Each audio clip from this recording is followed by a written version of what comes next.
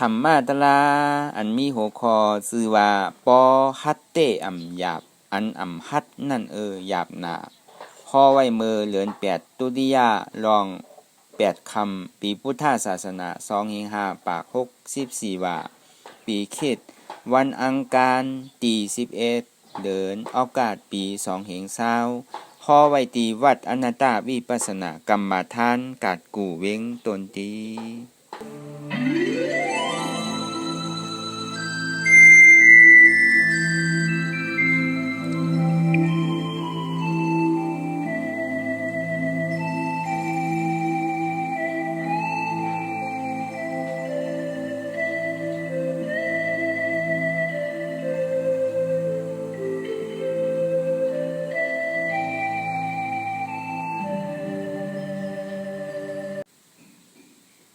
ก่อนที่นางปฏิวัติกูกำในขาวขาวอ่อนกันไว้สาเยตนา3เจ้าก่อนผู้ทางตีผู้ทาเจ้านั้นบุเสมีเฮาคาไว้คาอ๋อธรรมังตีธรรมนาตาเจ้านั้นบุเสมีเฮาคาไว้คาอ๋อสังฆังติอาริยา8เจ้านั้นปุเสมีเฮาคาไว้คาอ๋อต่อสู่การให้เฮาตีไรดูคันธาหาเปิงดีพระตราสังฆาก่อนอิมาหังอัตตาภาวังพุทธัสสะปริจาชามิกาติคันธาหาเปิงปีแยมในดูตานสาวอิมาหังอัตตาภาวังธรรมสาปริจาชามิกาติคันธาหาเปิงปีแงบในดูตานสาวอิมาหังอัตตาภาวังสังคัสสะปริจาชามิกาติคันธาหาเปิงปีแงมในดูตานสาวต่อสู่การให้เฮาดีไรกันต่ออริยาเจ้าเขากูเจ้าก่อนไหนโนลงที่พื้นเยาวกว่าซ้อมอาริยาเจ้ากูเจ้าค่ะในยามมือไหลก็ดีอันข้าวหูเสแลตั้งการลง3เปิงไหลวนพิษไหลลาดพิษไหลเหตุพิษมาเสื่อนั้นแค้นต่อปลดปล่อยวางข้างปัญขาวเขาอย่าให้เป็นอันตรายลงอันเหตุตามากโผนีปานนั้นสกรรมติคานอนสาธุสาธุสาธุ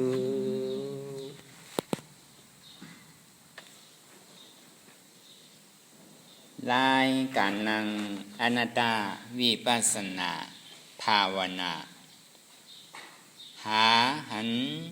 ยอดธรรมอนัตตาในอ่อนตั้งสุดในก็คือเอานั่งขากายกุดขากว่าทับต่างขาซ้ายก็ไหลอำนั้นขาซ้ายทับต่างขากว่าก็ไหลมือ2คอนต่างตักก็เย้าไหนไว้ตัวเอาซื่อๆอย่าไปเคียงป้นตีอย่าไปหย่อนย่านป้นตี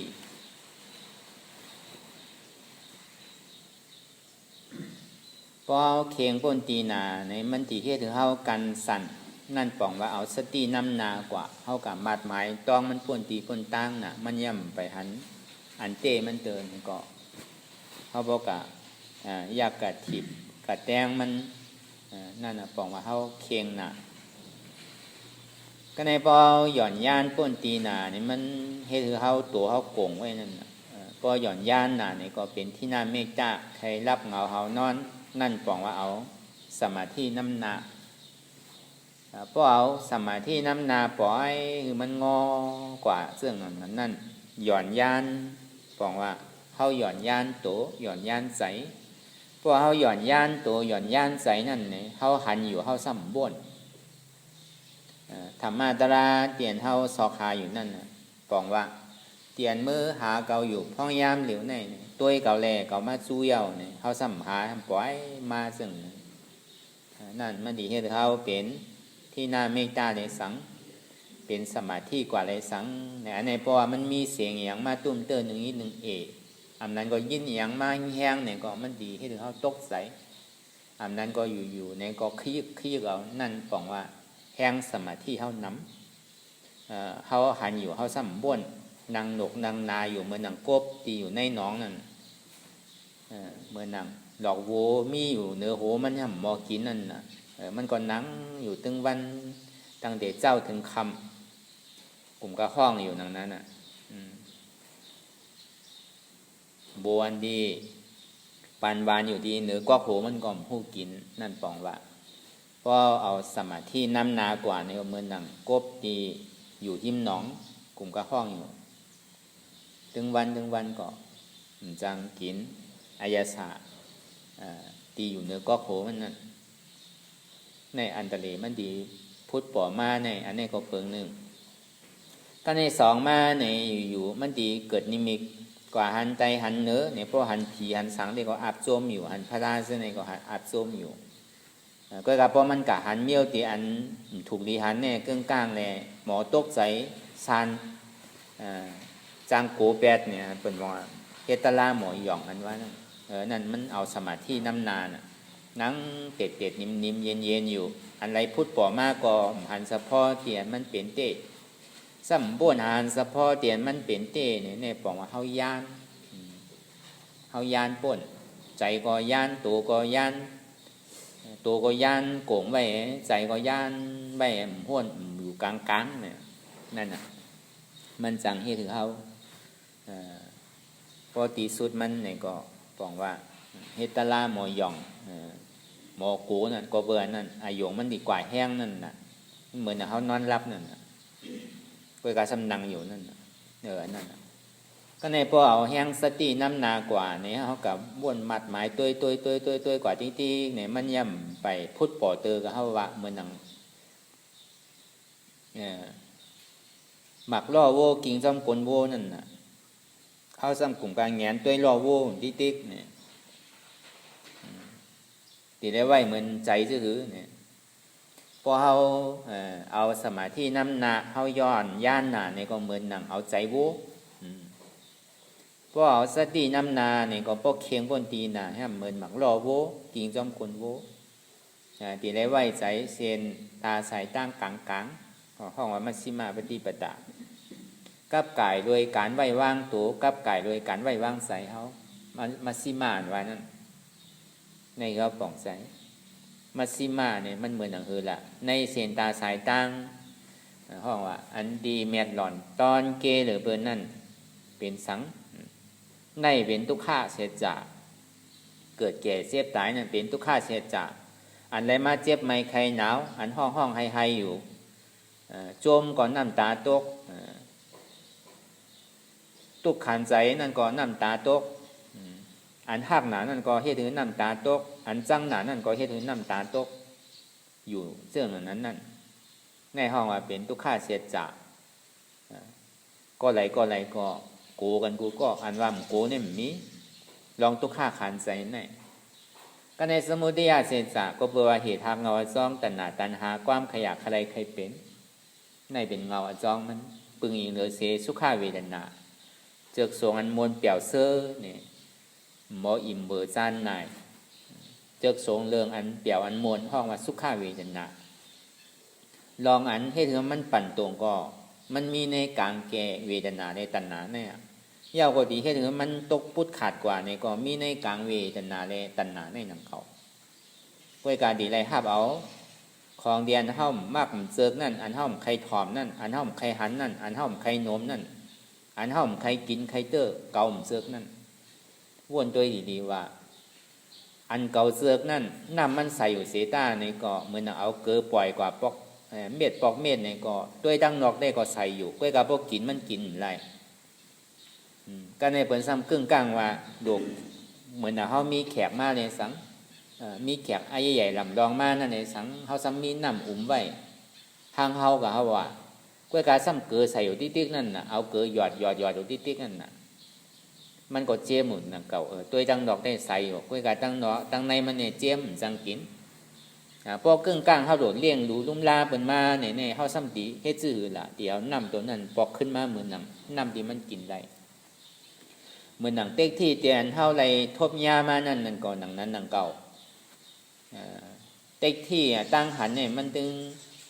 มีไว้อยู่ห่างมันป้อเมื่อมันไก่เฮ็ดก่ออันมิสาเนี่ยก็หันพิษป้อหันพิษก็เหมือนเอาเกลือใส่ไว้ในน้ำใส่อยู่ป้อมันไก่เฮ็ดก็สัมมาเนี่ยก็หันหมันแม่นมันมีไปหันหมันแม่นแด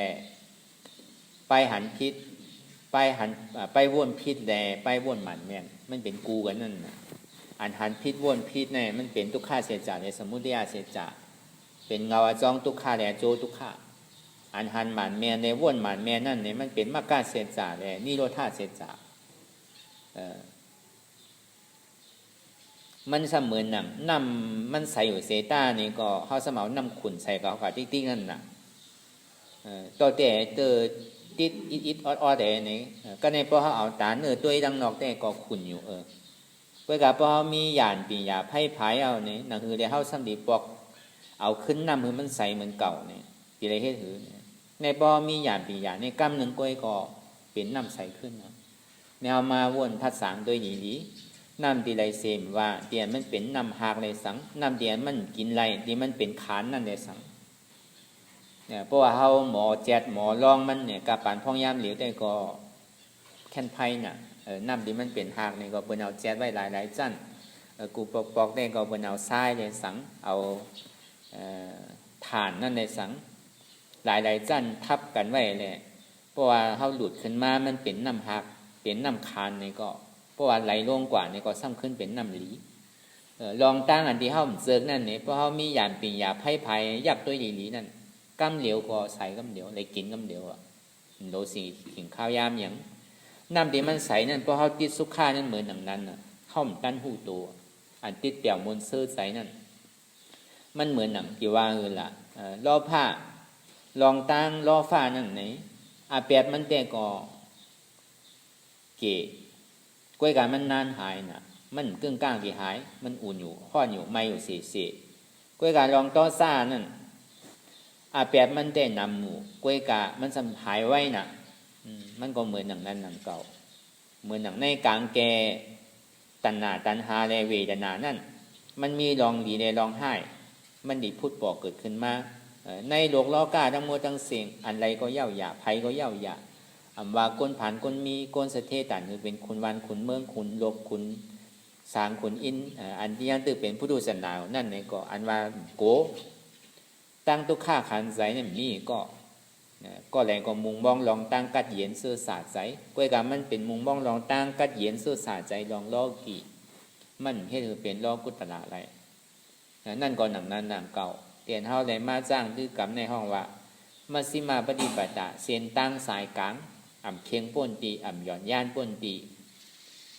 อันที่ว่าเคียงป้นตีหย่อนย่านป้นตีนั่นในกับกายโดยการไว้วางตัววางใส่เฮาอย่าไปเคียงป้นอย่าไปหย่อนย่านป้นป้อมใส่เฮาดีทางคิดว่าอย่างนั่งหนกนานนั่งเป็น2-3 ชั่วโมง2-3 นาทีขาใจป้น5เคียงป้น5เนี่ยอันนั้นเฮาต่างวนเฮาเนี่ยมันผิดกว่ามันใจเฮาอย่างก็ยาวอย่าเฮาติไรมีต่างเยียงอ่านต่างหน้า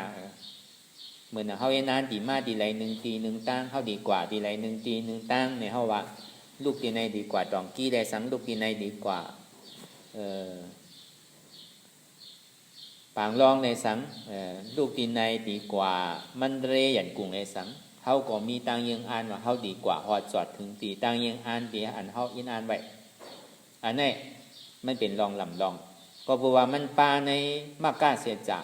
เป็นเซียนต้าสายกลางแต่ดีคือเขามุ่นป่นหลอดในขอบตายขอบเกิด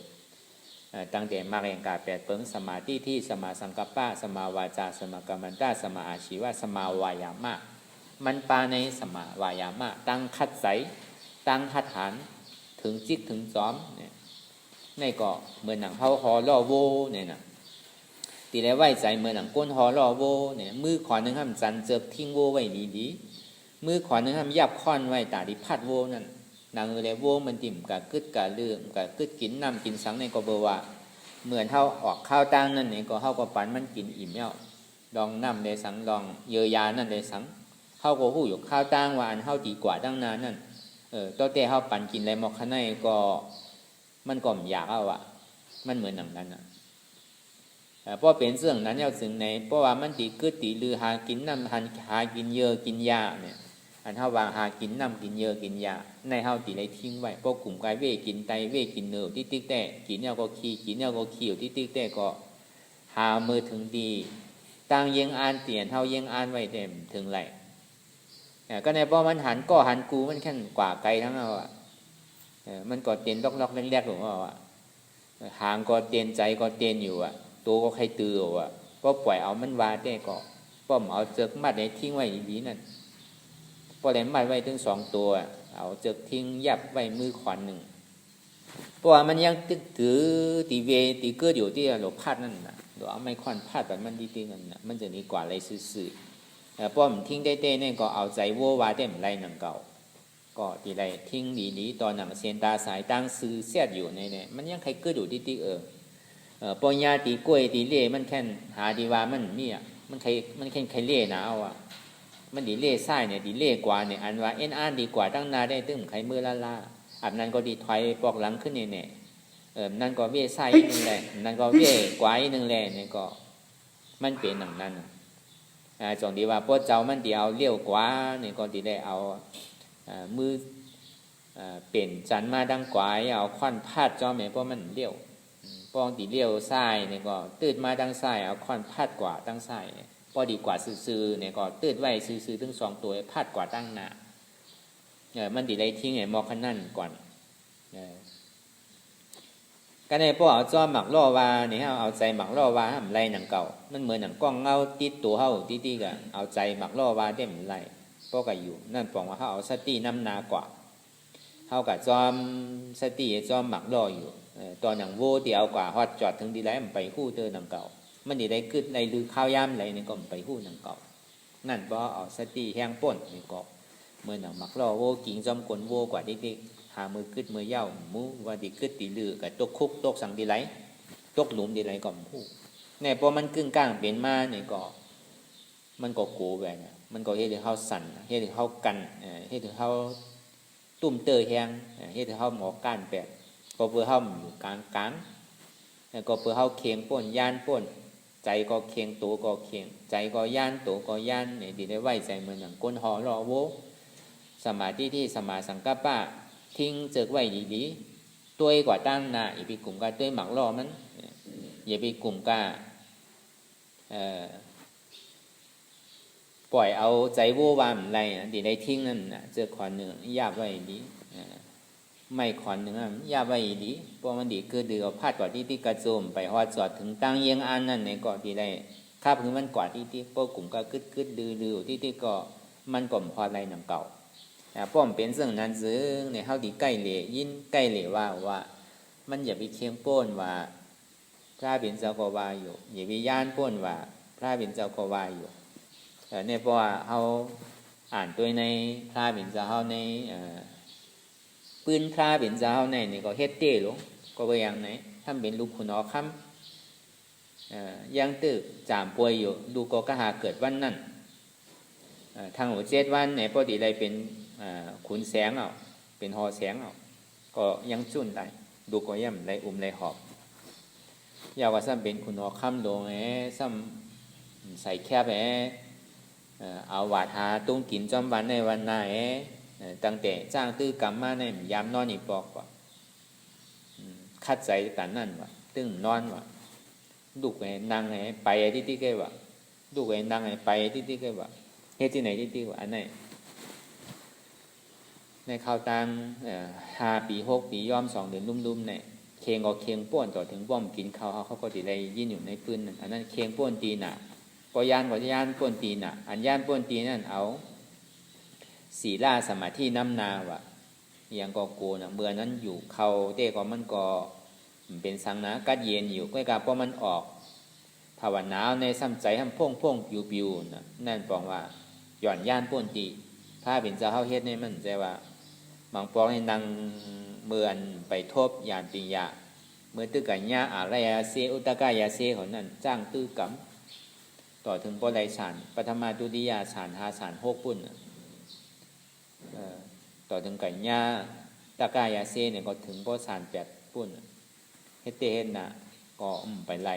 เหมือนนางเหมือนเฮ็ดจ้างตื้อกำเตก็ใจได้ก็หนีหมู่ก็กับเพราะว่าปอยเอาในซ้ำคุกใจไรอยู่ที่เฮิรนเก่าว่ะเมืองเก่าว่ะปอเก่าว่ะเมเก่าว่ะพี่น้องเก่าว่ะลูกเก่าว่ะเมเก่าว่ะเนี่ยก็ป่อมาอยู่ที่เนี่ยไปใจโดยต้นในใจเนี่ยมันยังตึกมีลองติดจับกับพลอยอยู่ในมันไปว่าเป็นเสียนตั้งเส้นจ่าเตอมันยังเป็นเสียนตั้งตาดีออกมุนป่วนตอดในสังสารในเตอมันใจเสียนตั้งตาดีเก่าดีหาเตอจอดีว่าเคียงก็เคียงป่วนย่านก็ย่านป่วนก็ย่ำไปหันเตอส่วนที่มาอยู่ในเซนต้าสายกลางเนี่ยด้วยเฉพาะที่มันพุทธปอเกิดขึ้นมาในยกขันธานั่นนะพุทธปออันใดเสียนอันที่มันปอเกิดขึ้นมาเนี่ยก็หันเฉพาะเปิงเต้ใจจ้อยใจทางกว่าห้างก้อยมันพุทธปอมากำไรก็หันเฉพาะอายงอารมณ์อาดัมหน้ามันพุทธปอมากำไรก็ตัดเป็นที่เงินนะจอนที่ว่าตอนหนังพระเป็นเจ้าตังอดีฐานนิลิในเมื่อเดือน6ใหม่14 ค่ำนั่นต่างอธิษฐานดีๆนั่งมหาปรีนะที่เก้าไม่หย่องพอที่นั่นตั้งอธิษฐานดีๆเพราะว่าอันนี้ห้องว่าตั้งคัดใจถึงจิกถึงจอมนั่นหนึ่งศรัทธาวิริยามีหยุ่มยามศรัทธาในการสร้างตื้อกรรมหยุ่มยามดีๆว่าเก่าตึงดีเป็นก้นออกม่วนป้นดอนอันว่าตะลาอันว่านั้นมีเต้ศรัทธาลองตั้งสร้างตื้อกรรมเจ้าเก่าหยุ่มยามตัวใจเจ้าเก่าวิริยะตั้ง5 ฐานเนี่ยตั้ง5 ฐานสื่อละวิริยะถึงจิกถึงจอมนางเกาใครรอก็ปล่อยมันดอกลูกเขาใครหักก็ปล่อยมันหักเอ็นเกาใครขาดก็ปล่อยมันขาดเลือดเขาใครเสียงก็ปล่อยมันเสียงป้อเก่าเป็นผู้ท่าเนี่ยก็ตึงติ่มลูกกี่ในอันนี้มีตั้ง5 ฐานถึงจิกถึงจอมวายามะวิริยะนี่ก็ว่าได้ตอนนั้นสติตื่นหู้โตเสเพราะมันนางพระเป็นเจ้านางซึ่งนั้นเนี่ยจึงไหนก็เปิ่มเอาอายงอารมณ์ในการติดจับกับไว้ที่ไหนเอาอารมณ์เป็นสุขามเอาอารมณ์เป็นอุเบกขาเอาอารมณ์อารามณะนั่นปึงอิงเหลือเสทุกข้าที่มันพุทธบ่อมาแล้วเอาเวทนา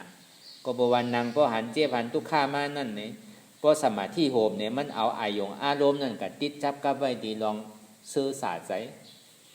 อันนั้นก็ปล่อยก็เป็นอุเบกขาไว้นั้นใครเป็นสื่อก็เย่าหยาเอากับใจเอากับไว้ทีหนึ่งอันในป่องว่าเคียงอันเมื่อเจ้าป่องว่าย่านเอาอายงจับจ้อยอันใดอันหนึ่งเป็นอายงอารมณ์ก็การในเส้นทางสายกลางนั่นเนี่ยตามสภาวะธรรมดานั่นเนี่ยคือมันเกิดเฉพาะปันเตมันใครปอพุทธมาซื่อก็เย่าเดียจอมมันกว่าติ๊กอย่าไปโกมันอย่าไปกับจอมดังในอย่าไปกับขึ้นดังเหนืออยู่อะไรเหมือนหนังก้นหอล่อกว่าติ๊กพอเมื่อย่ำไปถึงเส้นตาสายตั้งนั่นก็ย่ำไปกึดไปดื้อเตอเฮ็ดจังนั้นพอดีว่ากับปานพองยามเหลียวเนี่ยพอดีว่าล่อโวอย่างนี้ก็เฮาก็ดีอาบติ่มพวกให้ป่องใจเนี่ยก็เฮาว่าเหมือนนังเฮาหอกามาเนี่ยเฮาลูกมาดีใดเสมว่ากานั่นก็มันเหมือนหนังตัวเฮานั่นน่ะมันเป็นกาแค่เหมือนเฮาดีมานั่นก็เฮาก็ตุ้ยดีๆอยู่มักโลมันเมียนำมันอย่างมันเมียดีใดมันยอมดีใดมันเหลือก็ตุ้ยเรียบร้อยเอากามันก็เหลียวตัวเฮานี่เหมือนหนังกาใจเขานั่นเหมือนหนังก้นหอมันน่ะเหมือนหนังก้นหอกาก็ในอันเจี๊ยบแก้นต้งตอดเนสาเนี่ยเหมือนหนังน้ำมันน่ะมันแห้งดันคือดีดันคือก็กาเนี่ยมันก็ไวดันนั่นน่ะเพราะว่าน้ำมันแก๊กไหนน้ำมันร้อนน้ำไหนได้ก็คึดข้างกำสั่งถูกจ้างน้ำก้อยหนังเก่าอันเจี๊ยบแก้นต้งตอดเนสาที่มันพุทธบอกเกิดขึ้นมาเนี่ยเหมือนหนังน้ำมันใจเขานั่นเนี่ยเหมือนหนังก้นหอมัน ญาณปัญญาสมาธิที่และสัมมาสังกัปปะนั่นเนี่ยซ้ำเป็นเล็กมันในสังเป็นดีป่ามันในสังอยากก็ทิ้งไว้ดีพวงมาลัยมันดีๆเนี่ยอันนี้มันเป็นญาณปัญญาสมาธิที่สัมมาสังกัปปะตาที่มุ่งทิ้งไว้ตั้งนานนั่นมันก็ปาในมรรคแห่งกาแปดเปิงนั่นนะศีลปัญญาศีลสมาธิเนี่ยศีลนั่นก็ทิ้งไปเล็กไว้ดีๆนั่นนะเพราะว่ามันมีเสียนตาสายตั้งเปิดมาตั้งนาเฮาดูกึดพอไผ่แหลงมาเฮาดูกึดในเป็นศีลสมาธิตั้งมันอยู่เลี้ยวซ้ายเลี้ยวขวาตั้งตัวมันทิ้งตัวไว้ดีเหมือนหนังก้นฮอก้าด้วยเรามังเผามังปอกเข้าหันก้นฮอก้าเพราะมันมีสติพอกินเราเมาเราเนี่ยมันตัวดังนานมันกลุ่มกับอุบตั้งในอุบตั้งเหนือกลุ่มกับวิดซ้ายวิดขวาที่ก็มันดีกับขามไรเนี่ยปักคิดพอสังเกตได้สังฮอก้าได้สังมันถึงตีไรก็แปลว่ามันทิ้งมันมีสมาธิญาณปีญาณในซ้ำตีไรตัวจอมันตีไรตัวเสียนตาสายตั้งว่าเสียนต่างเปลี่ยนเท่าตีมือนั่นตีได้เฮ็ดถือตีได้กว่าทั้งไรตีได้เวทั้งซ้ายเวทั้งขวาเนี่ยมันก็ปาในเสียงหนังเก่าเนี่ยมันเหมือนเราวัวก่อนหนังนั้นหนังเก่าก็ตีได้ทิ้งกว่าเหมือนหนังนั้น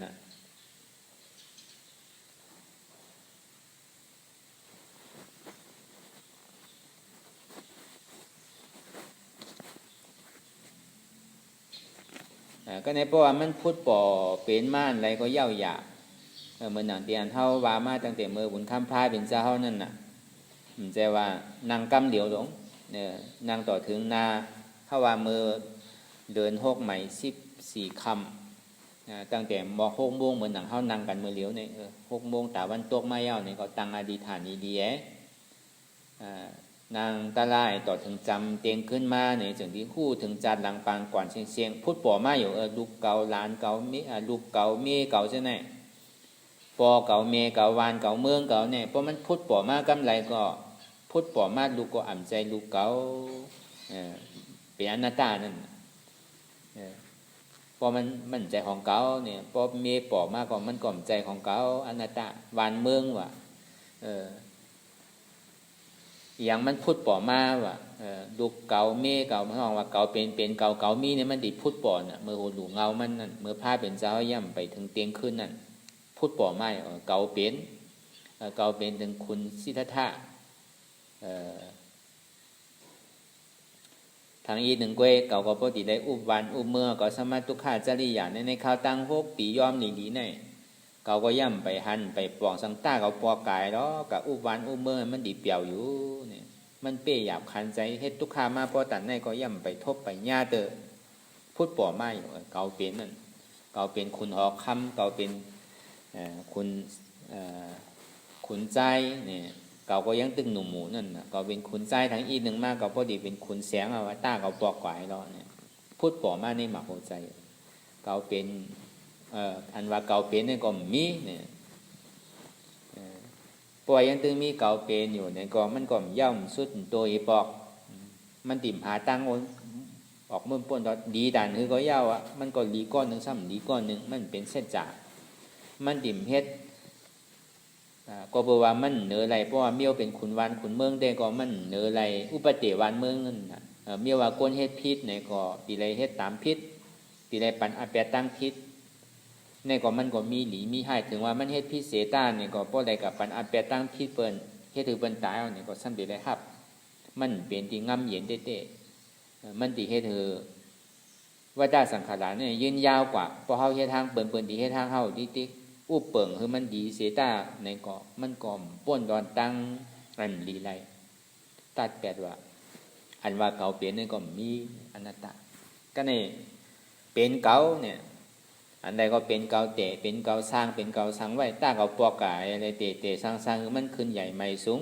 นั่นคือแลในกุลโลกจุมปูตีปีเนี่ยที่เป็นของเก่าเซ็งๆเนี่ยว่าอย่างนั้นเพราะเป็นของเก่าเซ็งๆก็มันดีแค้มเพราะตันหือเนี่ยก็ในสมาวนขึ้นทางว่าในโลกโลกาเนี่ยอายุอาศักสายใจโกนเท่าเนี่ยมันสัมดีอยู่ไอ้มอกกะหือกล้วยเนี่ยก็บอกว่าอะไรสังเวกาแห้งหนาวนะก็บอกกะหันก้นเท่าก้นแก่ก้นเจ็บก้นตายสมองเนี่ยมาคึดพุทมาในหมักโอใจว่าเกาอยู่ก็สัมดีอยู่ยิ่งยาวไอ้มอกกะหือที่อยู่ไอ้มอก70 80ในกาปันมือข้าวยามนั่นอายุอาศักก้นในปากปลายเช้าเนี่ย เกาสันดีอยู่ไอ้บอกก็คือจ่องมันตีถาวรอะไรจ่องมันติ่มตายก็มใจอยู่กว่าก็จ่องมันติ่มเท่าก็มใจจ่องมันติ่มเจ็บก็มใจจ่องมันติ่มตายก็มใจเนี่ยพอวนซึ่งนั้นก็อ่ำบาอะไรอ่ำอู้เปิงอะไรอนัตตาเนี่ยก็ในเก่ามีเก่ามีปอกเก่ามีแม่เก่ามีลูกเก่ามีหอเก่ามีเฮือนเก่ามีวานมีเมืองเก่ามีเงินคำอกจ่าเนี่ยต้าเก่าปอกก่อยเลยอันนี้มันดีปันลองตั้งซื้อสาใจเก่าเฮ็ดตั้งหลีกู้โศกก็เก่าเฮ็ดไรดีอยู่เก่าดีเฮ็ดไรเข้มอยู่เนี่ยก็พุทธป่อมาเป็นปอกเป็นกรรมก็ในพอพุทธป่อมาเป็นปอกเป็นกรรมเนี่ยก็สังว่ามันมีอยู่เสตาเป็นวันเมืองก็มันตีดูตีแล้วปั้งกะก้อยหนังเก่าเป็นปีเป็นน้องก็เป็นปอเป็นเมก็เขาก็ติ่มอยู่จำเฮาหึงหนังเก่าเป็นลูกเป็นร่างนั่นเนี่ยก็กำเนิดสุดมาก็ซ้ำตีเท่าตีแก่พอถึงตีสุดมาเนี่ยพระเป็นเจ้าซ้ำเอาสังวิกาเนี่ยมาดอกตีกันออกพุทธป่อมาตีกันซ้ำกูลองตั้งซ้ำตีเท่ากูก็หนังเก่าซ้ำตีเจ็บไหมใครหนาวกูก็หนังเก่าซ้ำตีตายกูก็หนังเก่าเปิ้นก่อมรอดไหลเก่าก่อมรอดไหลตีเก่ามาหาอยู่พ้องยามเดี๋ยวนี่หาเสียนตั้งตีอันมันตีมตายทั้งอีปอกก็บอกว่าเก่าเกิดตายมันเนี่ยคู่กี่จากี่ป่าเนี่ยวะวนเรื่องไหนพอวนเรื่องไหนก็ขาดแปดอันในห้องว่าอัตตาดังนอกนั่นน่ะที่มันญาณนิจากเก่าเป็นเก่ามีเนี่ยมันซ้ำกึดกว่าเมื่อไรล่ะเมื่อมันนางเอามันตุกข้าเกิดน่ะมันเหมือนหนังรู้เรียนขึ้นคาเนี่ยถ้าเป็นเจ้าว่าได้เหมือนหนังกวนสีก้อยเลยแบกกว่ากะห้างไพ่ไว้ใหม่ห่อนเหมือนหนังกวนมันลมเอามีดมาเถอเหนื่อยแหละตึกเธอใหม่ๆเยาก็เอากะห้างไพ่ไว้มันดีเสียบมันก็คือละเธอเอาเกลือใส่อันทัดไพ่นั่นนะถ้าเป็นเจ้าอ่ะอันเจ็ดอันเสียบอันแกนเส้นนั่นอันทัดร่วมนั่นเนี่ยเอาหอกเอาเข็มไม่แต้งผู้กระหือเนี่ยมันตุกฆ่าคานใจนะแต่พออยู่ๆก็พืชในปอเกิดขึ้นมาซ้ำกะหันขึ้นอาจ้องมันหลังเพราะว่าจุนไปแล้วก็ตัวเก่าในก็มั่นใจตัวเก่าหนังเก่าเนี่ยจุนตัวก็เนี่ยพอจุนตัวเอาเนี่ยก็หันขึ้นสะพอตั้งโมตั้งเสียงหันขึ้นสะพออาจ้องวันหลังตีตัวเจ้าเก่าไรลู่ตายมาเกิดมาในพระวาจาปานไรเป็นสื่อของผู้จักตั้งแต่เงาโหดูมาซ้ำขึ้นหันตั้งหลังขึ้นบนโมเสียงในจับมือเตียงขึ้นก็ในพอเตียงขึ้นเนี่ยป้วนกว่าอีกหนึ่งถึงไอ้มอ1 โมง 2 โมงในนี่ซ้ำหันขึ้นกวนเนี่ยเพราะว่าเกิดมาซ้ำตายเอาซ้ำเกิดซ้ำดีกับเป็นอีสังเนี่ยในซ้ำขึ้นหันหู้หันขึ้นบนโมเสียงหู้ถึงใจเป็นเสียงเป็นบ้วนสื่อเป็นคิดสื่อกับหู้เสียงก็ในพวกจำเมืองตีแรงมายาวเนี่ยก็อาสวะขยังเนี่ยนะตัดแปดอาสวะกำเหลียวกันหิง5 ปากเพราะว่าตัดแปดกำเหลียวกันเนี่ยก็เป็นสมัยสัมพุทธามาในข่าวยาม12 ชั่วโมงเขาว่า6 โมง6 โมงไปนะยาวก็ต่อถึง6 โมงไปเจ้ากลางไหนนั่น12 โมงจับแต่พอเป็นที่ไหนเอาคืนมาเป็นสมัยสัมพุทธายาวเนี่ยก็ตาวันเนี่ยก็โผล่ออกมาในดอยพระเป็นเจ้าก็เอาลังวินใส่พ่อที่หยองวินนากว่าตั้งวันออกยาวเงาเสียงดีก็โหพระเป็นเจ้าก็ออกมาจอมตัวเนื้อตัวก็เหมือนหนังคำว่ะอันนี้ก็บอกว่าเฮ็ดเต้นานๆหนังเก่าในข้าวตั้ง12 ชั่วโมงถ้าอยู่ตีไรเจ็ดตีต้องกินเขาเนี่ยเขาว่าพอดีมาเอานั้นแตงว่าอย่าไปเคียงป้นอย่าไปย้อนย่านป้นซ้ำเอาอันนี้แตกด้วยล่ะพาเป็นเจ้าในเฮ็ดนะจุนเต้จุนน่ะถึงดีไรนั่นน่ะ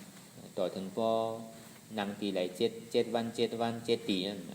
ในใจเวลาเป็น40 วันไปย่ำกินข้าวกินน้ำมันเนาะเดี๋ยวเสว่าซุงข้าวนางสุจหลายข้าวหุงน้ำนมนั่น49 วักเพราะว่าซุ่งเราเนี่ยก็บอกมันนางอธิษฐานเตียนเฮาว่ามามือเช้านั่นน่ะก็แน่เพราะว่ามันมาพูดปอมาเตียนมือมันไปใส่นิ่มเดิมมือมันไปหันเจ็บเด้อก็อัตตาตั้งดอกเนี่ยมันญาณิจาเฮาจริงๆนั่นน่ะมันก็เหมือนอย่างนั้นก็ ก็คุกใจไรวะก็ในพอมันมาหันเก่าแล้วหันตัวเก่าแล้วต่อถึงพอจุ้นตัวเก่าไรนั่นน่ะพระเป็นเจ้าจุ้นน่ะมั่นใจตัวเก่า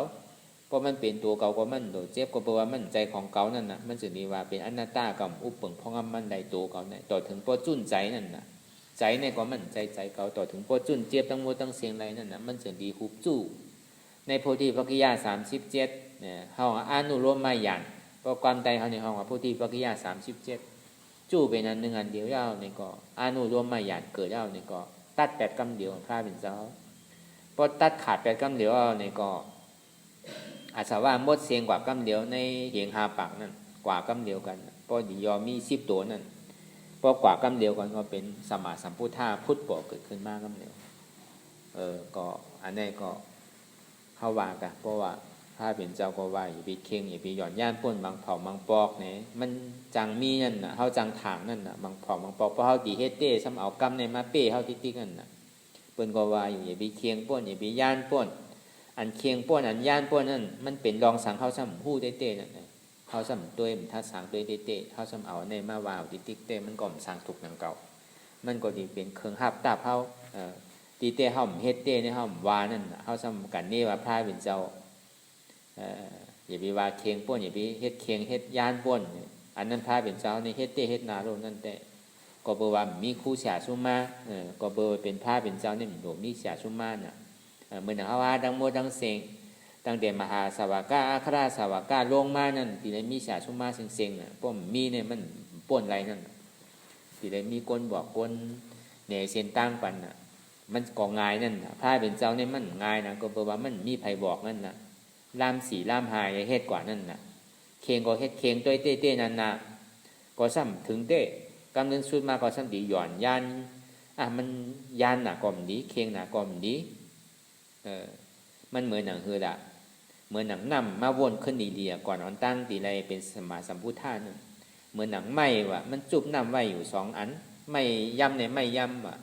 มาโทกันตันฮือก็ตัดดีลูกเป็นไพ่นี่ลูกไรว่ะอันนั้นเอาศีลาสมาธิน้ำหนาก็ในไม้ทางแหลมมันเป็นไม้ที่ย่ำไว้ซ้ำเป็นไม้แหงไว้ว่ะมาโทกันตันฮือก็ลูกเป็นไพ่ว่ะอันนั้นเอาสติน้ำหนามันเคียงป้นอันดีว่ามาเมื่อเจ้าทำหย่อนย่านป้นเอาศีลาในสมาธิน้ำนานั่นก็ในพ่อเอาปิญญาน้ำนานั่นเป็นไม้แหงในไม้แหงว่ะพอมาโทก็ลูกเป็นไพ่กำเหนียวนั่นน่ะเพราะพระเป็นเจ้าว่นเรื่องในเอาก็จะดีจุนแปดเสียงเตียนได้ทำเฮียนมาตีอารยาเซอุตกายาเซนั่นสังว่ามันเป็นตลาเขามักเขาผูดเต้ก็มันถูกดีทบย่ายเอาวะก็เพราะเฮ็ดเพราะแต่ในตันเดือยมันไปย่าแต่เกาดีหยาดนั่นไปเลยจุนแปดในก่อนเกาช่างดีกับเฮ็ดลองอันดีเกามือเกายังตึกเรียกอ่อนนั่งสมาธิไว้อยู่ที่ตนไม่นั่นเกาดีเอาอันนั้นเฮ็ดขึ้นสิ่งที่มาตัวร่วมถอยใจเขาออกตัวเอาสติไม่อยู่ที่ร่วมถอยใจเขาออกป้อนได้พุทป่อมาก็ตัดแปดได้นั่นน่ะก็ในพอเจ็บปอกเกิดขึ้นมาอาตานอกพุทปอกเกิดขึ้นมาอายงอายละมันหน้ามันพุทป่อมาก็ตัดเหมือนมันสติมันไปอยู่นิ่มเดินนั่นไม่อยู่ที่ร่วมถอยใจเตียนเขาสอนกันเมื่อเดียวเนี่ยก้อยกาคือติดร่วมเฉยๆเนี่ยมันใจเพราะว่าอายงอารมันหน้าอารมณ์ที่มันมายานี่จากเขาปอกเกิดขึ้นมาเย้าเนี่ยก็เขาก็ตัดกันเดียวเหมือนเขาว่านั่นอาตานอกที่มันหมอย่างหมอเก้าเขาอันใจพ่วงใจบิวว่นเลิกว่นเดินเป็นเรื่องเป็นเล่าซะหน่อยมันเป็นอาตานอกนิยานิจักเพราะมัน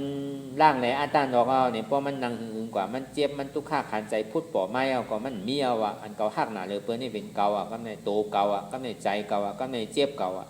ก็ในเพราะมันพุทธป่อมากำไรก็มันใจโตเก่าเนี่ยพระเป็นเจ้าจุนดังแต่ตั้งนอกเอาน่ะพอจุนเนี่ยก็ต่อถึงเพราะมันใจโตเก่าใจเก่าเจ็บเก่าย้อนใครตายก็ปล่อยมันตายอ่ะเหมือนหนังอธิษฐานไว้เหมือนหนังเมื่อเจ้าอันห้องว่าวิริยะตั้งหัตถานถึงจิตถึงจอมันว่านั่น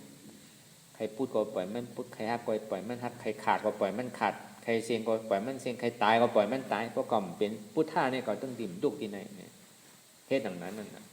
เจอดีใดพอจอดถึงกว่าในเข้าตั้ง12ชั่วโมงเลยเป็นสมาสัมพุทธะกว่าคำเดียวเดี๋ยวนี้มาวนคนใครในตรงวงเราปฏิจจสมุปบาทก็วนอะไรเดี๋ยวนี้เป็นล้อกุตลานั่นนะในเข้าตั้ง7 วัน7 ปีนั้นวนทัดสางตัวเหลีในธรรมทั้งหมดทั้งเสียงนั่นโอ้มันลึกล้ำคำพีน่ะอันที่เก่าข้อนี้เปิ้นเนี่ยง่ายๆเก่าห้อยเอาอันนี้พ่อว่ากว่ามันดินนำเพื่อการอันนี้เขาเป็นได้จ้างซื้อกรรมเขาเนี่ยก็เอาตอนหนึ่งปอดอ่อนนี่แหละ คือเขาบ่มีแฮงใจคือเขาบ่เฮ็ดกว่าตั้งนาว่าบางเผ่าบางปอกเตียนมันติดจับกับไว้อยู่นั่นเนี่ยมันได้ยินข่าวอันเค็งน่ะอันหย่อนย่านน่ะเนี่ยในบางเผ่าบางปอกในเฮาที่ทางผิดกว่ากล้วยกะอันเฮาเฮ็ดเต้ในเฮาบ้านนั่นน่ะเฮาสำคัญนี่ว่าเคียงป่นน่ะก็ดีเนี่ยเฮาบ่จำเฒ่าจำตายเอานั่นแหละอายุอาศักเฮาป่นมาก็เลยว่ากรรมดีน่า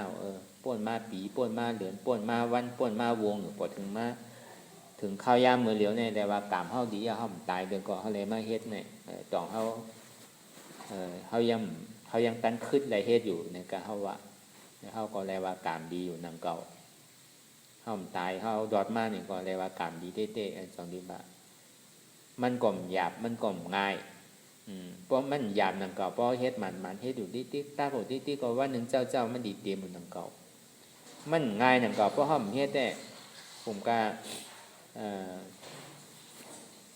กลุ่มกาอยู่จำอยู่ได้สังกลุ่มกาถอมอยู่ได้สัง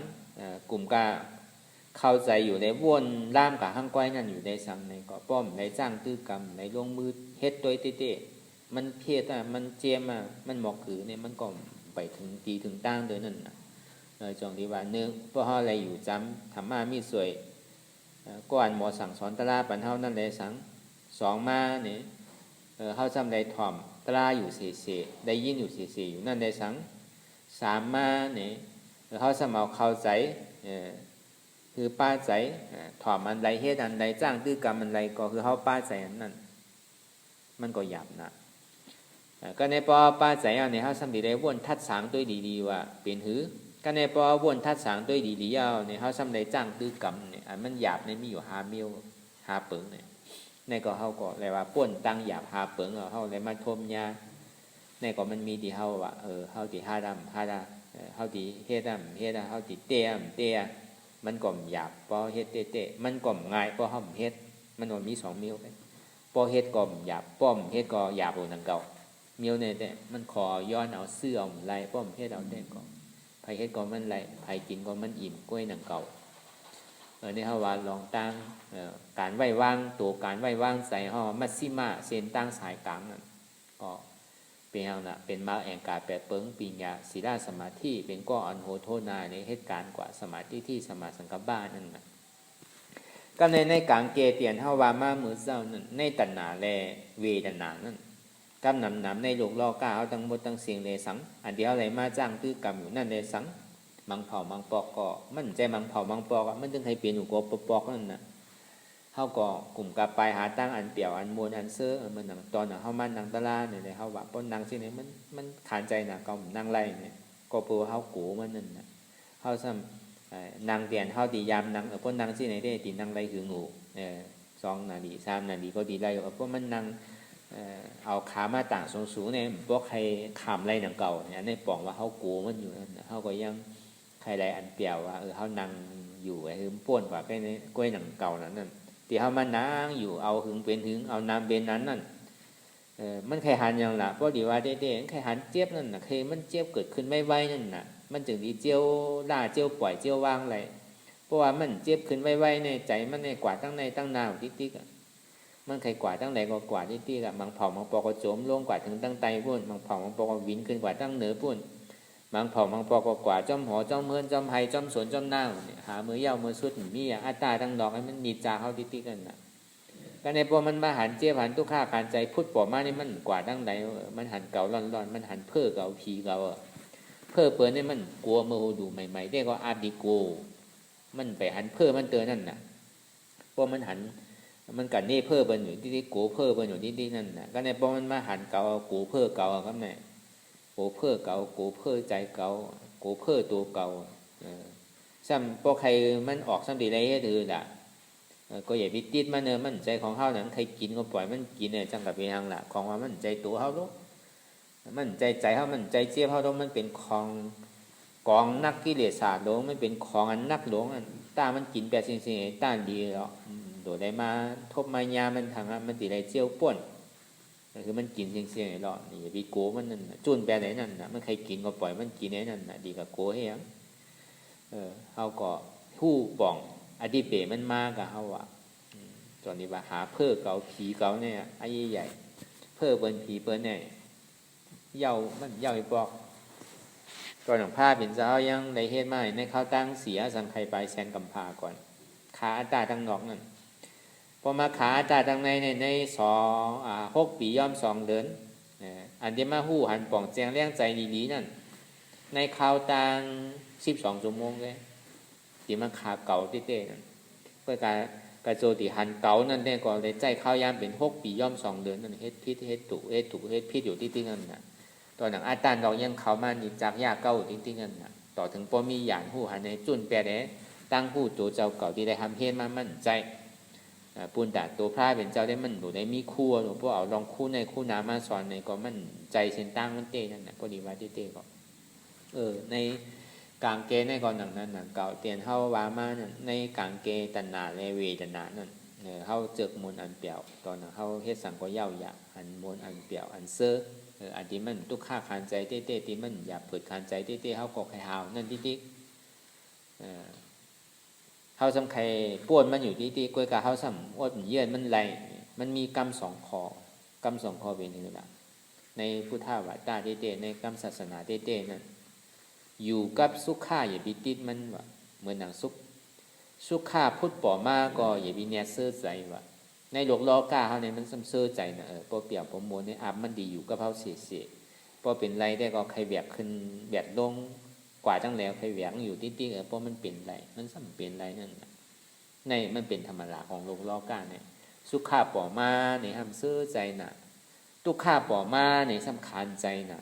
ตึ้มใครทบใครยาใครปลายใครตึ้มใครยินเสียงร้องดีห้างยังก็มันเพราะว่ามันแม่นใจก็มันตึ้มเจิกนั่นน่ะเข้าไปมันอยู่เฉยๆก็เหมือนหนังคือที่เอาใส่ลงในน้ำมันใส่อยู่เสต้านี่ก็ในมันเนี่ยเจียมน่ะมันกินไรก็ในอันลองยาหลีอันจองดีว่าเพราะเขาใครป้นทุกข้าเขาโกทุกข้าเขาหลวหามันเฮาดูหาทุกข้าพอหาทุกข้าหันทุกข้าหันทุกข้าก็เฮ็ดสื่อเลยติตาป่นตั้งทุกข้าอะไรนั่นอยู่กับทุกข้าอย่าไปโกทุกข้าว่ะคือเห็นหู้มันว่าทุกข้าเนี่ยมันดีเหมาะกับหือมันดีเหตุการณ์ในเหมาะกับหือตั้งเจ็บตั้งไหมตั้งไข้ตั้งหนาวเตียมันพุดป่อมาในการเตียนเฮาอยากโดยตะลาเนี่ยมันดีเหมาะกับหือมันดีแห้งเหมาะกับหือมันดีตายห้ามตายห้าเนี่ยมันตายชื่อว่ามันตายนางก่อนดีๆหรอกพอมันตายก็ตายตั้งแต่อยู่ในตองเป็นเกาเดือน10 เหรียญก็ถูกดีตายอันนี้ประมาณนังบอก2-3 นาทีบอกวันเนี่ย2 วันได้3 วันเนี่ยได้ก่อมตายหนังเก่าเฮา7 วันได้ก่อมตายหนังเก่าพอตายก็พอตายเขาว่าตายตั้งแต่อยู่ในต้องในแต่ซื้อก็มันตายเพื่อใจเขาถามว่ามันดีตายไว้หนังเก่า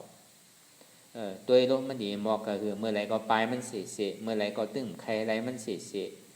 เมื่อไรก็ตึงใครเอามันเสียเนี่ยตัวมันดีๆว่าเนี่ยมันเป็นเหือเนี่ยพระเป็นเจ้าเนี่ยสอนเหมือนน้ำมันไหลล่วงอย่างพี่ไหลล่วงจ้อมคือไหลขึ้นว่า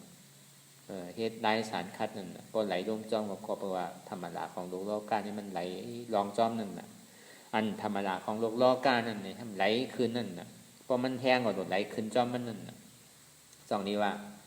ลายแต่ตะลานั่นอยู่กับทุกข้าอ่ำโกทุกข้าพุทธป่อมาเนี่ยก็มันเฮ็ดให้เฮาขานใจหรือวางตั้งขานใจนั่นว่าทุกข้านั่นก็มันคึมเปลี่ยนอนัตตาสุขาเตียมันพุทธป่อมานั่นเนี่ยก็มันดีให้ถึงเฮาเสื้อใจนั่นก็มันคึมนั่นก็มันเปลี่ยนอนัตตาวางความวางอันตั้งซื้อใจเฮาในก็เป็นดอกลายตาดีขาดทรัพย์ตัดแปดทุกข้ามันพุทธป่อมานำตานหือก็ดีเจ็บมันพุทธป่อมานำตานหือก็ดีก็เบอว่ากิเลสสาหลงนั่นเนี่ยเพราะมันเผาเต้ๆนี่มันไปหมดได้มันจะได้เผาเต้ๆเย็นๆในอะไรรูปโผรูปหางมันในอะไรหมดเนี่ยมันเป็นไรมันเหมือนหนังหือละลมแห้งไผ่ลูกดินแคมน้ำแห้งอันนั้นก็ลมแห้งไผ่ลูกเขาซุกน้ำแห้งเป็นเฮาดีหุงเขาหุงพักด้วยหรอกเอาก่อพอไผ่มันลูกทำเป่ามันลูกคือมันแห้งๆหนังหือมันดีเจียวซุกเจียวอะไรกินไว้เนี่ยนี่มันก็เหมือนหนังนั้นหนังเก่ากิเลสสาหลงนั่นพอเฮาแห้งมานำกระหาพดมาทำโยกออกในติ๊กเกาะมันก็เลยกินข้าวสุกีปอกก็กินข้าวสารอยู่ติ๊กก็ยังแค่น่ะเลยกินข้าวสารกลัวเมื่อหนังกายมันไถหน้าทำเลยกินข้าวนั่นน่ะแค่ห้ายนั่นจองดีว่ากิเลสสารนี่มันเหมือนหนังของที่อัน มันหนบเผาติ๊กๆเหมือนหนังค่ำนั่นน่ะพวกใครมันแจดเต้ๆก็เอาใส่ไผ่เผาติ๊กๆอย่าไปโกมันตั้งเจี๊ยบไม้ไข่หนาวตั้งอันเสียบไม้เสียบแกนจะไหนเพราะมันแห้งตันในมันลมมันแห้งไผ่มันโลกดินมันแคมน้ำมันแห้งเนี่ยมันถึงอกถึงใสมันถึงดีถึงตั้งพอเมื่อไหร่มันจู้เป็นอันหนึ่งอันเดียวเนี่ยพอเขาจุ้นแล้วเนี่ยเหมือนหนังว่าเขาเผาติ๊กๆเหมือนหนังแสงนั่นน่ะเขาเจรไนอยู่ติ๊กๆเขาคัดเขาสุกเขาสีอยู่ติ๊กๆมันจึงดีๆค่ำนั่นก็หนังนั้นหนังเก่า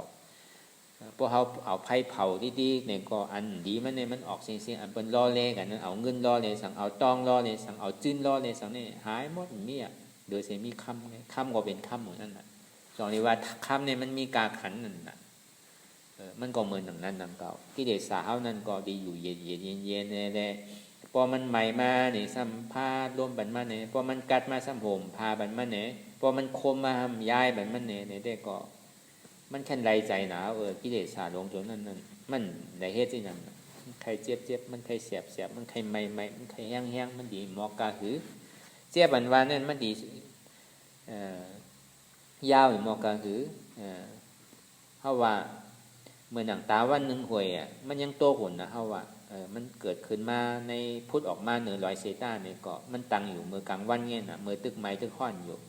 พอวัยวันมาเนี่ยก่อยๆจ่ายลงจ่ายด้วยต่อถึงพอโตหุ่นหนังเก่านะเจี๊ยบนั่นก็เหมือนหนังนั้นหนังเก่าทุกข้านั่นก็เหมือนหนังนั้นหนังเก่าเมื่อหนังยามไพ่ดีมันคืนเหนือต้องผ้าเนี่ยพอมันเมื่อมันคืนเนี่ยก็แห้งหุ่นหนังเก่าพอยามมันสุดก็โตหุ่นหนังเก่าเจี๊ยบนั่นก็สุดหุ่นหนังเก่าทุกข้านั่นก็สุดหุ่นหนังเก่าเตียนเฮาโกนเฮาหยิมยามันสุดเนี่ยเฮามาวนทัดสางด้วยดีอันเปิ้นหลาเปิ้นว่าเปิ้นท่าเปิ้นจ้าเฮาเนี่ยมันเป็นคู่เฮามันเป็นไรหนังเก่าคนเฮาดีมาหลามาว่ามาท่าเฮาจ้าเฮาสิเพราะว่ามันเป็นไรเนี่ยก็เป็นก้นหย่องก้นดีได้เปิ้นเฮ็ดตัวเฮาก็หนังนั้นหนังเก่ามันดีจุกขายให้ห้องๆติ๊กๆตึงวันตึงคืนเนี่ยก็มันพันไผเป็นหนังเก่าบ่เป็นก็เป็นก้นหย่องว่าก้นหย่องก็ย่ำพันไผตึงวันตึงคืนหนังเก่าอันนี้ขั้น5เลยก้นหย่องหนังเก่าเฮาก็ดีได้เอาในไว้ในหมักหัวใจเฮาอันเปียวอันม้วนเนี่ยมันเป็นเพไผมันเป็นกองกิเลสสาหลงอันเฮานั่งได้หันทุกข้ามหันเจ็บนั่นมันเฮ็ดให้เฮาอิ่มเบื่อจานไหนมันหันเพ้อหันผีเฮาพอหันทุกข้านำหันเจ็บนั้นเนี่ยมันก็เผานำอยู่ที่มันดิ่มตั้นหลันกว่าในตัณหาตัณหาก็ว่าอันสุขามูลเสื้อเนี่ยมันหลันกว่าตั้งตัณหาตัณหานี่ที่มีเมื่ออิ่มเมื่อเติกอย่างคือก่อมเติกอะไรอย่างเอาดงติ๊กหาเมื่อเติกมีเหมือนหนังน้ำมหาสมุทรตลาดผลตัวหมู3 เดือน 3 ปีหาดน้ำสมุทรตลาดบานล้วนผังนี่มี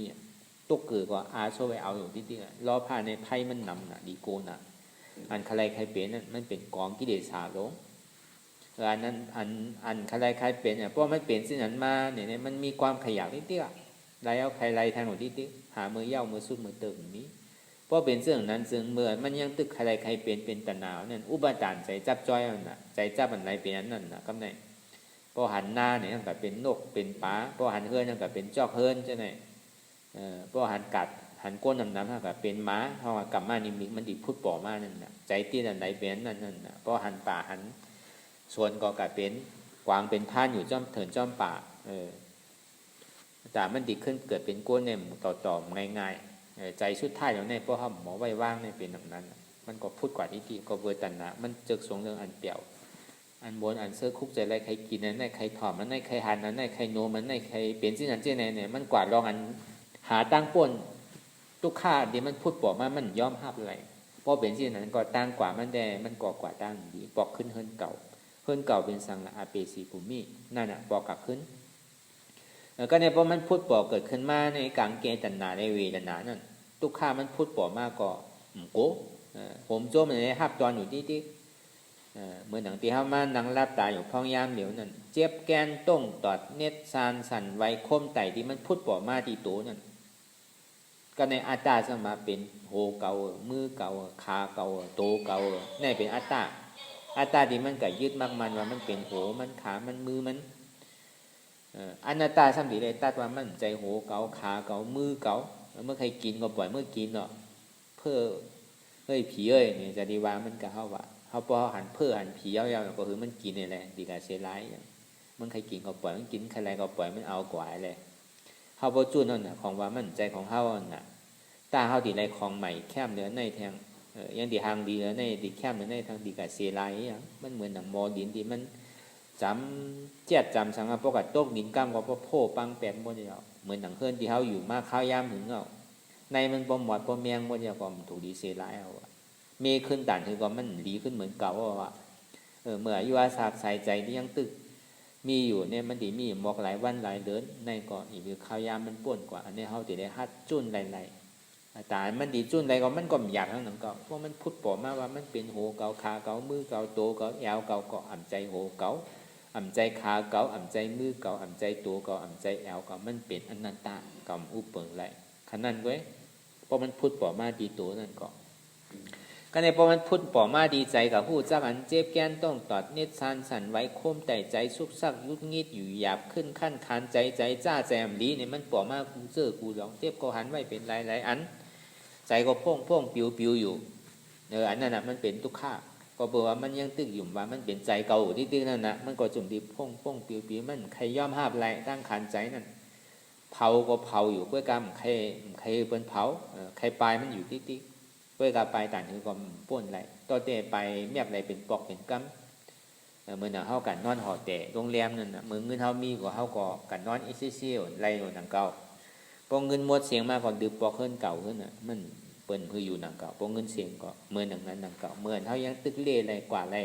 เมื่อเขาตึกปลายไรได้ก็ปลายไรอยู่หนังเก่าวันหนึ่งเจ้ามาเขาปลายไรก็เขาดีหัว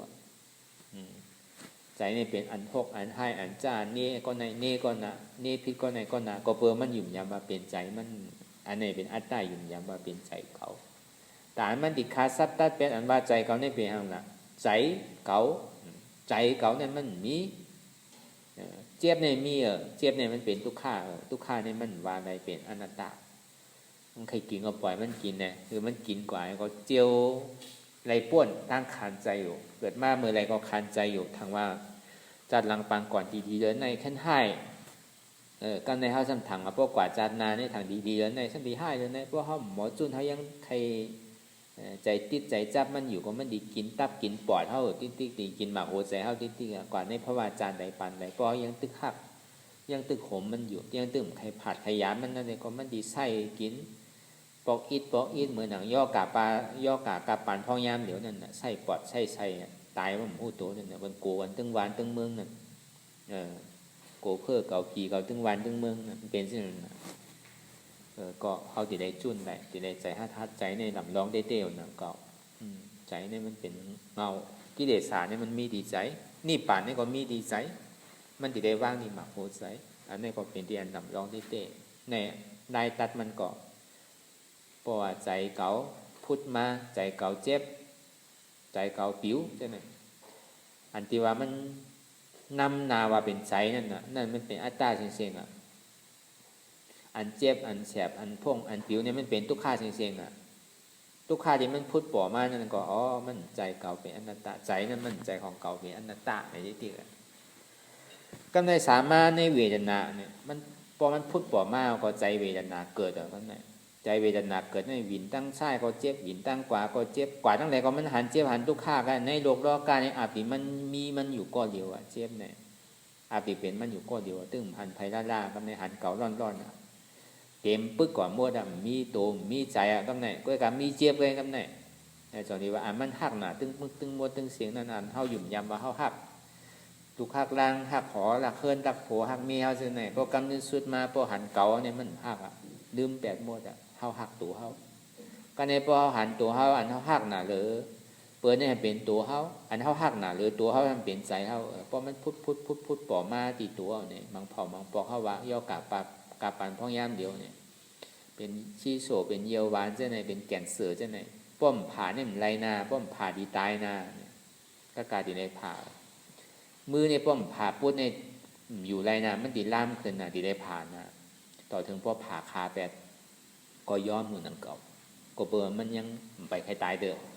ขามันพูดกับคอนหนึ่งก็ยังใส่อัตู้ไรพูดกับ2 คอนเนี่ยก็ยังใส่ไรอยู่นังเก่าจังยางก็การเอาก็ในป้อมมือก็ดีได้ผ่าก็การดีได้ย้อมผ่านังเก่ายังมีขอนหนึ่งจังกินอยู่กำนึงสุดมาเนี่ยมือทางคอนก็ดีได้ผ่ายังมีโชบจังกินอยู่เปิ้นปอนปันได้อยู่เอาโชบไปเหตุการณ์ก็ไรอยู่ กำนึงสุดมาซบผมจังกินยังมีต่อเปียไปได้ใส่ทั้งหูหลังไรอยู่มันบ่ยอมจุ่นยอมหยังม้วนๆหนังก็เฮามาวนทัดสางตัวเหมือนหนังตับเฮาปอดเฮาจังได๋มันเดียวกับภายนึงเนี่ยมันดีอ่ะดีได้ผ่าออกดีได้ตัดออกก็การดีได้ย่อมือเพิ่นตัดหนังก็เบอร์3ก็เบอร์มันหักใจมันไปไขตายเด้อตอนหนังตัวมันยังยอมจุ่นเสียงๆเนี่ยอันนี้เฮาก็ซ้ำขึ้นเอามาวนทัดสางเป็นตลาดตัวใจอ่ำใจอันเฮาหักหนาหรือตัวเฮาเนี่ยเป็นใจเฮาอันเฮาหักหนาเนี่ยในกำนึงสุดมาเนี่ยอันเฮาหักหนาเลยใจเฮาซ้ำเป็นเจี๊ยบเฮากำเนี่ยพอมันเปลี่ยนถึงบอกขนาดมากใครตายกันเนี่ยมันเจ็บกับมัวดอนนะบิดซ้ายก็เจ็บบิดขวาก็เจ็บลูกก็เจ็บนั่งก็เจ็บต่อถึงก็ป้อมลูกไหลลานไหลบาไหลเจ็บกว่าทั้งเสียงก้นกว่าทั้งเสียงปวดกว่าทั้งเสียงใครตายกันเนี่ยโอ้ตายเราเฮ้ยที่ไหนก็อยู่หยับดีกว่าก็มันในที่ไปก็มันในขี้ก็เลยขี้ที่ไหนเยี่ยวก็เลยเยี่ยวที่ไหนก็เป็นเด็กแพทย์มากกว่าเอาวะมือข้าวยำนั่นเนี่ยใครตายขาดกว่าปล่อยมันในเรามังเผามังป้องใครกินยาเบื่อตายนั่นก็บ่กินแล้วห้ามสางทูนั่นก็ซ้ำทางว่ามันตีลีห้ามลีซ้ำดีเลยกะยามตัวตายอยู่ที่ซ้ำดีให้ถืออ่อนกว่าตั้งพิษนั่นก็ห้ามไรเปิ้นก็ซ้ำปันกินนั่นก็มันก็ซ้ำจังกินห้างกล้วยเพราะมันกินห้างกล้วยได้ก็มันตีหากินอยู่นั่นก็เมียวว่าพอมันเปลี่ยนสิ่งนั้นมาแต่ก็เปิ้นก็ปันกินนั่นก็ยาก็เปิ้นดีได้ตัวนั่นน่ะอันมันหักหน้าหรือใจนั่นเป็นเจ็บก็ในเมื่ออันมันเจ็บพุทธปอกเกิดขึ้นมานั่นเนี่ยมันใครเป็นสังอก็เบอว่าใจอันหนึ่งเพราะมันลูกกว่ายาวใจอันหนึ่งเนี่ยมันดีกับเตปฏิสันติใหม่เพราะมันเปลี่ยนเนี่ยก็ลูกกันเดียวเพราะมันตายแล้วก็มันกับเตปฏิสันติกันเดียวก็เป็นพีเนี่ยก็เป็นเพศเนี่ยก็เป็นสเตรชันเนี่ยก็เป็นพีเป็นช้างเนี่ยยังก็ยาวอย่างแต่เพราะว่าลงอันหนึ่งรับเอาก็ลงในกว่ากันเดียวใจหนึ่งเนี่ยพุทธใจหนึ่งตายก็ใจหนึ่งเกิดกันเดียวเมื่อขิงข้าวยามนั้นมันซ้ำตึกใครอยากเข้าแลสังโอ้พวกเขาหายดีเนี่ยก็ดีกินมวนเปรียวๆอะไรกินเนี่ยตัวตึงวันตึงเจ้าถึงคำด้วยโลเนี่ยก็ในนิมิตมันเกิดแล้วนะนิมิตเกิดเป็นอย่างนั้นนั่นก็ตกอยู่ที่ขุมขีนะครับเนี่ยตึกการเรียนล็อกๆเรียกๆอยู่ในขุมขีมันก็ย้อมเป็นอยู่นังเก่ามันหักมันโกเจ็บนั่นจื่อก็มันเพราะมันหลายภาวะเอาเนี่ยก็มันภาวะในเฮือนหลังในนี้มันรูปปังมันหยุ่มแล้วน่ะมันเป็นก้นเนี่ยสังวามันหันดีๆว่านิมิตมันเกิดตีเป็นนอนก็กลายเป็นย่อมกับเป็นมันเสียหลายเป็นอย่างก็เอาไว้ก้ามไปก่อนคือเขาดอดอันตีเฮือนหลังในก่อนเนี่ยเป็นอย่างนั้นกลายเป็นปลาได้สังกลายเป็นมีนได้สังกลายเป็นปวดมวบตกมองแมวในสังกลายเป็นถ้าว่าติเติกมันนั่นก็กลายเป็นนอนก็ยังดีย่อมเป็นอยู่นั่นก็ว่าอาดีว่ามันมีก็ว่าสุดๆมันก็ยังดีเป็นอยู่เนี่ยมันหักหนาเลยใจมันในเป็นเจ็บนี่ก็คือเขาวางอะไรเสียงนั่นนะปอกพุทธปอกเกิดขึ้นมาดีตัวก็อ่ำใจตัวเก่าอนัตตาพุทธปอกมาดีใจนั่นก็อ่ำใจใจเก่าอนัตตาพุทธปอกมาดีเจ็บนั่นก็เจ็บนั่นก็อ่ำใจเก่านั่นเก่าเป็นอนัตตาอันนี้ปอกว่าเป็นเสื่อนั้นเนี่ยจึงในห้องใจติดจับกับอันใดก็บอกว่ามั่นใจตัวเขามันเป็นอนัตตาเนี่ยก็บอกว่ามั่นใจใจเฮาเนี่ยมันเป็นอนัตตาก็บอกว่ามั่นใจเจี๊ยบเฮาเนี่ยมันเป็นอนัตตา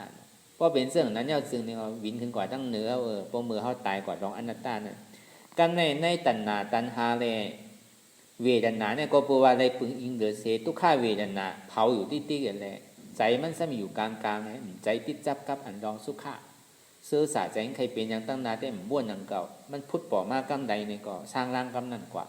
ผมโจ้ไม่ได้ฮับตอนสร้างร่างติดจับกับอันใดเพราะมันพุทธปอมาตีไรเสียมบานในเขาก็ว่างอยู่ที่ตัดอยู่ที่พุทธปอมาเอาแห้งทุกข้าเวทนาเผาธาตุน้ำลมไฟในเผาที่นั่นคือเรียกมันตีตัณหาเนี่ยมันตีพุทธตกขาดกว่าเนี่ยมันตีเป็นอุปทานนั่นพัดที่ก็ในพวกขาดสัตตัดแปดที่เดียวเนี่ยก็มันขาดกว่าคำเดียวในตัววงดอกพระจิจาสมุปบาทนั่นหนึ่งเท่าดีเป็นรองอริยาสองมาเนี่ยเป็นอริยากับคำเดียวมีอยู่สองแต่เพราะว่าอายุอาศักใส่ใจเท่าตีสุดเนี่ยก็เพราะว่ามือเขายังไปไรตะล่ามือเขายังตึกเป็นตัวเป็นตนมือยังตึกจ้างหัวซ้ำไรนี่แหละอยู่ในใจขาดกว่าเลยอนัตตาเนี่ยก็พูดขึ้นกว่าตั้งเมืองผีก็เป็นร่องอริยาแปดก็บอกว่าเมืองผีในมีเต็มปีกว่าเมืองมดผีในตั้งแต่เมือง จตุมหาราชิกาก็เป็นอริยะเต็มปิกเหมือนนั้นจันตุสิตาจันตาวติงสาก็เป็นอริยะเต็มปิกหมดตั้งแต่จันยามาเขาจะไหนตั้งแต่จันตุสิตาจะไหนเป็นอริยะเต็มปิกอันที่เป็นโสดาปันสกิทากรรมอานากรรมยะหันตาก็มีนำนะเมืองผีในเฮาที่ในกะเฮ็ดกอกเขาก็การอันที่มีกึ้นนำนาเดในเมืองตุสิตาว่ะเป็นที่พระอริยเมตไตรเขายังตึงมีอยู่เจ้าอลองเจ้าปรามีเขาเนี่ยเกิดในนั้นน่ะในเฮาที่ในกะทบเพราะเฮาในกะทบเอาในซึ้งพอถึงเดินม่วนมาเดินรับเดินม่วนมานี่ก็ผีเขาตั้งหมดตั้งเสียงในเปิ้นเอาดอกไม้หอมๆมาไว้ปูเจาะพระเป็นเจ้าเขาที่มีชื่อมักมันไว้พระหลายสู่ที่พุทธปอกมาแล้วก็ซ้ำใดถ่อมตราเจ้าประมีเขาเหมือนดังสีอริยเมตไตรเขาที่พระเป็นเจ้าที่มาตั้งนานหลายสูตรนั่นก็เกิดอยู่ที่เมืองตุสิตาเสียงก็ที่ได้ถ่อมตรากว่าที่ได้ถ่อมตราอริยะเจ้าเขาก็บอกว่าเมืองตุสิตานั่นคุณเมืองตุสิตาเป็นนั้นก็บอกว่ามีเปาสุตตะไผ่สุดไผ่ลองต้องจำลองคำสั่งสอนพระเป็นเจ้าเนี่ยและอีท่ากระดาษในไปพระเป็นเจ้าห่อในสุดในสังวินัยในสารพิธรรมาเลยสังในก็เขาก็ดีในการเฮ็ดก็อริยะเขาขึ้นก็ปกติเป็นรองในก็ดีเลยว่ามันดีขึ้นเป็นอริยะในไว้นะนั่นก็ครึ่งก้างอะไรตายก่อนเลยรองอนัตตานี่ก็ทำกับเป็นอริยะกำเดียวกันเลยกับพุทธปอเมืองเทียมเป็นอริยะแต่กำเดียวกันเลยอันนี้ก็ดีเลยว่ามันเป็นอันดำรองลึกคืออยู่เต้ๆหลังเก่าปุ่นตาตัวเขาที่เขาเลยมาจ้างตื้อกรรมเนี่ยก็เบอว่าการเตียนเท่าว่าย่อมสุดเสียงปอกเนี่ยมันย่อมปอกหนังเก่าการนั้นที่เขาไม่เฮ็ดอยู่ในก่อภัยหิมภัยไรก่อภัยเฮ็ดก็มันไรก้อยหนังเก่ามันเป็นการปุ่นตาเขาในข้าวตั้งปีหนึ่งมี360 วันในก่อเขาก็โดหาข้าวยามปุ่นตาตัวเขาเต้ๆนั่นนะอยู่ที่ไรเช่นว่าเขาก็โดอย่าไปหลงลืมจ้างตื้อกรรมกว่าติ๊กเอาเพื่อเอาผีเก่าออกนั่นน่ะเพื่อเปิ้นผีเปิ้นนี่มันโลโก้เพื่อเก่าผีเก่าพอเอาเพื่อเก่าออกผีเก่าออกก็มันมีเพื่อมีผีเก่าก็กว่าที่เป็นมีเพิ่มมีผีติ่มไรมาทุกข้าคานใจเหมือนหนังซึ่งในแถมก็เฮาก็ที่ออกมุ่นป่นรอดกว่าในก่อนไล่วิปัสสนาในแก่อันตาเฮาที่เฮ็ดไรก็ว่าเป็นโกนเนี่ยมันมีลักษณะคันถาเต็มทนก็เจอนี้เป็นเครื่องจ้างตื้อกรรมแต่ที่อ่อนคือเฮากว่าตั้งนานนั่นแน่เพราะว่าวนซึ่งไหนที่ติ๊กทุกข้ามันสุดกว่าเจ็บมันสุดกว่าเนี่ยก็มันติขาซัดตัดแปดก็บอกว่าเมื่อข้าวยามมันติจู่ตุ่มมาทุกข้าเนี่ยมันติหันเต้เจ็บเนี่ยมันติหันเต้ในโอกาสทั้งหมดทั้งสิ้นเนี่ยเฮาติเลยยอมจุ่นเต้ว่าเฮาติฮัดอันเฮาติกว่าตั้งนานเฮาติเลยจุ่นเสียงติใครเสียลายใครมันอยู่5เนี่ยพอเฮาฮัดจุ่นฮัดปล่อยว่างไรเนี่ยก็เฮาก็ดีเป็นก็กว่าตั้งนานติ่มปอกขึ้นตั้งหลังพอเฮากว่าตั้งนานปอกขึ้นตั้งหลังเอาเนี่ยก็ปึงเนเสทุกข้าเวทนาคาซับตัดแปดตัณหาตัณหาความอยากนั่นน่ะเหมือนหนังท่าผ่าแปดเนี่ยเหมือนหนังเครื่องอาวุธท่าเนี่ยมันแห้งน่ะพอมันผ่ามันคาซับตัดแปดเอาเนี่ยพึ่งเนี่ยก็กว่ากำเดียวเพราะกว่าที่นั่นเนี่ยก็ตรงวงรอบปฏิจจสมุปบาทเนี่ยก็ขาดตกกำเดียวตีเกชุดมันก็มึงสังก็ไอ้หมอกเจ็ดจานเนี่ยก็ก็ตีได้ออกมุ่นป่นรอดหนุนทางเก่าก็ตีได้ถึงตียอดฮอตีไปตีเต้เพราะมันสุดเสียงกว่าป้องขึ้นกว่าเมืองผีทำกับจ้างตื้อกรรมทางเลยถอนก็เล่าเสียเพราะว่าผีเนี่ยอย่างมันไว้น่ะอย่างมันไพ่พายน่ะแค่เหนือก้นเฮาก็ถอนตะลาจ้างตะลาตั้งเมืองผีก็สมัยอยู่กับเอานิพพานเมืองผีก็เป็นไรทางเก่าในก่อนเฮาวนยาวๆข้าวยามหึงอย่าไปว่าไพ่น่ะอย่าไปว่าเทิงน่ะเตียนเฮาหันเตียนเฮาวนเตียนเฮาวนเตียนเฮาหันนั่นถึงมันเพ่งเปี้ยงกันกว่าวนต่อถึงเจ็บนั่นปอสุดเสียงเก่งหายกว่าวนต่อถึงทุกข้านั่นปอสุดเสียงเก่งหายกว่าตัดต่อถึงอัตตานั่นปอตัวพุทธขัดกว่าอะไรที่เพิ่นพุทธบอกเกิดขึ้นมานั่นไหนก็คือเอาปองหมอวนวางเป็นอนัตตาสัพพอไหลไหน